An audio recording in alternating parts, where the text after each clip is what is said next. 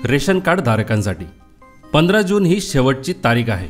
Ration card असेल त्यावर नियमित रेशनचे धान्य घेणाऱ्या सर्व ग्राहकांना शासनाकडून अंतिम मुदत देण्यात आली आहे। शासनाच्या सूचनांनुसार 15 जूनच्या आत सांगितलेली प्रोसेस पूर्ण नाही केली तर त्या ग्राहकांना रेशनचे धान्य मिळणे बंद होणार आहे। काय आहेत सूचना, कोणती प्रोसेस तुम्हाला लगेच करावी लागणार आहे, त्यासाठी किती वेळ लागणार आहे, ती प्रोसेस पूर्ण कशी करायची, सर्व माहिती या व्हिडिओमध्ये तुम्हाला समजणार आहे।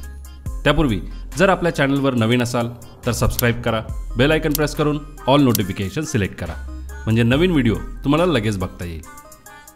नमस्कार मित्रांनो, बोगस धान्य वितरणाला आळा बसवण्यासाठी तसेच ज्या कुटुंबात मयत व्यक्तींच्या नावे सुद्धा धान्य घेतले जाते ते थांबवण्यासाठी अत्यंत गरजेचे आहे ते ई-केवायसी, जी प्रत्येक रेशन कार्ड धारकांना आता अनिवार्य म्हणजेच कंपल्सरी असणार आहे।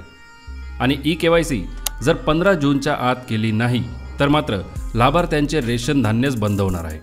कारण 15 जून नंतर रेशन वाटप पुन्हा सुरू होणार आहे।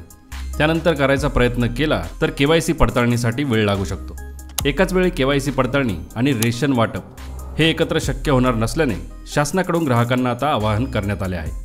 रेशन कार्डमध्ये घरातल्या ज्या सर्वांचं नाव असेल, जसे आजोबा, आजी, आई वडील, भाऊ बहीण आणि स्वतः, सर्वांची ई-केवायसी पडताळणीची प्रक्रिया म्हणजे प्रोसेस पूर्ण केली नसेल तर अशा ग्राहकांना धान्य वितरणाचा लाभ मिळणार नसल्याचे पुरवठा विभागाकडून सांगण्यात आले आहे।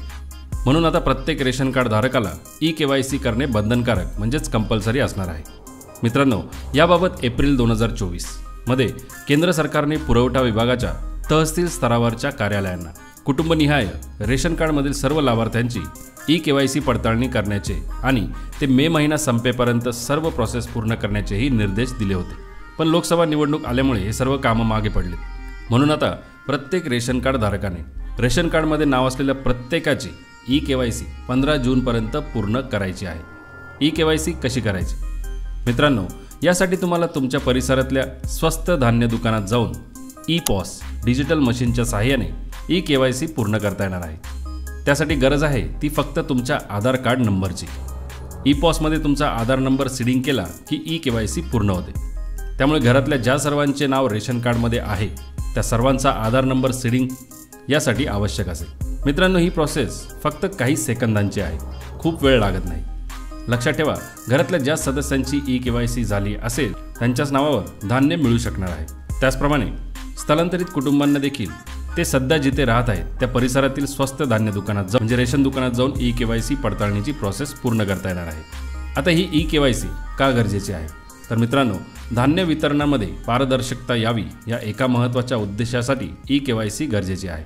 अनेक कुटुंबांमध्ये व्यक्ती मयत असेल तरी त्याच्या नावावर धान्य घेतले जाते। संबंधित कुटुंबांकडून याबाबतची माहिती पुरवठा विभागाला दिली जात नाही। आता प्रत्येक तालुक्यामधील मयत लाभार्थ्यांना धान्य वितरणातून वगळले जाईल आणि धान्य वितरणाचा लाभ इतर वंचित लाभार्थ्यांना मिळेल अशी अपेक्षा आहे।